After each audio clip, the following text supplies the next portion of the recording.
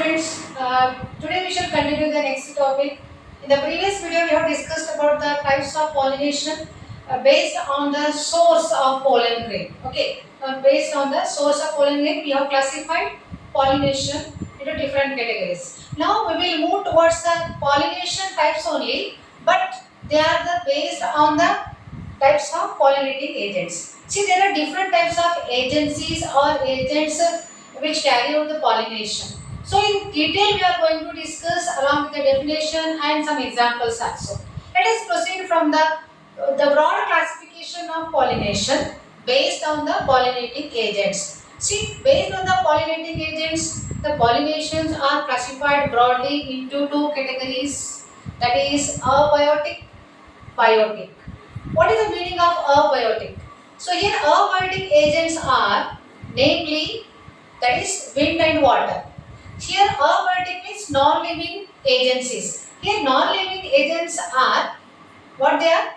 They are wind as well as water. These are the two non-living abiotic. In other words, they are also known as they are abiotic agents by which the pollination is carried. Now what about the biotic? Biotic means living agents. See, we know there are different types of animals. That is, animals, if the pollination commences by animals, that is known as zoophily. I have written some more types of pollinating agents along with that is the common name also. So I will discuss with you later. Let me clarify the classification first. Abiotic as well as biotic. So here pollination, if it is commenced by wind pollination, a wind agent, then that type of pollination is known as anemophily. That is, anemophily means pollination by wind.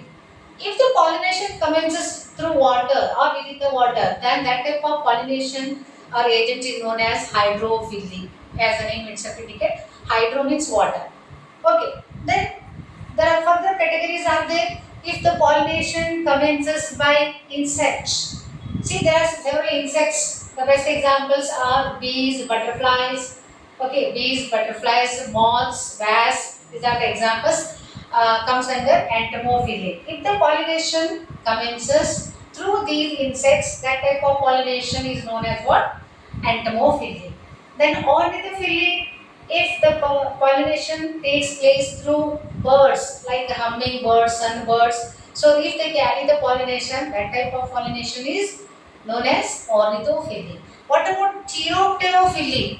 Chiropterophily, example is bat. So bat is a nocturnal animal, you know, mammal it is. So during the night time also the pollination commences, that is bats. So bats carry out the pollination during the night time, nocturnal it is. That type of pollination is called as chiropterophily. Next, if the pollination commences by snail, see, snails comes under which phylum? So the snails comes under molluscans. Okay, mollusca. So if the pollination commences by these molluscans or snails, that type of pollination is known as what? Melacophily. Last and final, that is myrmecophily. So strictly here pollination takes place through ants. So these are the various types of pollinating agents which bring about pollination. Okay, today some more characteristic features in detail we are going to discuss with respect to wind pollination. So if you want to know the characteristic feature of wind pollinated flowers, what should be the characteristic features of wind pollinated flowers? Or in other words, characters in the sense what? Adaptations. So what are the adaptations of wind pollinated flowers? Whether the flower should be large, whether the flower should be small, how they should be. What are the main characteristic features of wind pollinated flowers? So here several questions are framed in NEET also, theory also. See, focus on the characteristic features of wind pollinated flowers. Okay, let us start with the first character. See, one more point here we have to note here that more means maximum pollination commences among all biotic. Only two abiotic factors are there. One is wind and water. Among these two, which is more commonly occur in the nature? The wind pollination is more commonly taking place in the nature. So this is very important point we must remember. Okay. So what are the characteristic features of wind pollinated flowers? I have written some headlines here. Look at this first headline.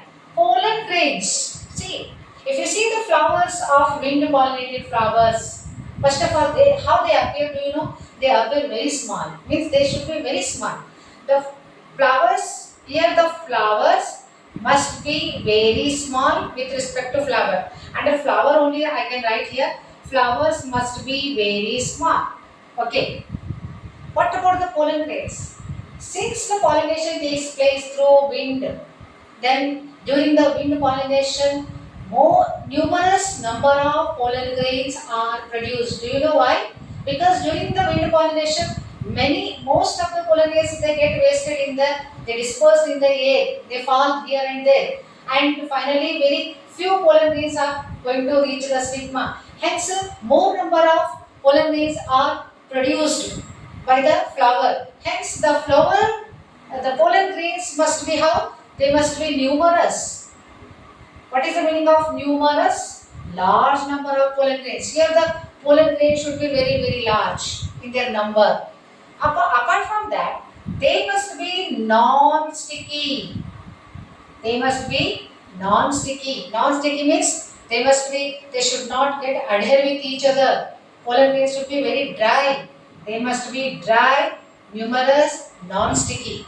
So this is the main characteristic feature of pollen grains. They are also light-weighted also. They are very light. So whenever the wind blows, they must carry very easily in the air current. Hence, they must be light-weighted. This is another. So they are light-weighted, non-sticky, and more number of pollen grains are produced. This is with respect to pollen grains.